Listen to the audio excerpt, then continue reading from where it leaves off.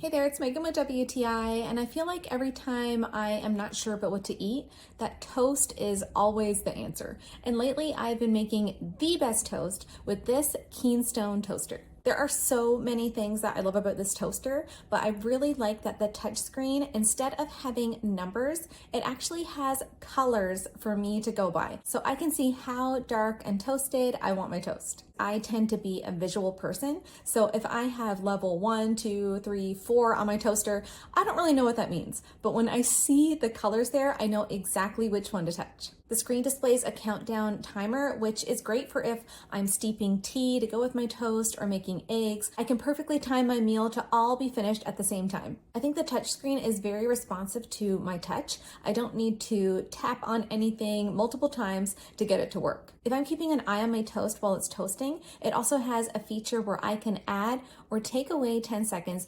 depending on how my toast is going. I am a really big fan of this feature. Our previous toaster was stainless steel, and I found that really difficult to keep looking clean. But this toaster with the black color and the finish of it just looks much cleaner and is not so inclined to get smudges on it. This Keenstone toaster is so user-friendly and it makes great toast. What more can I say? And that's just my point of view.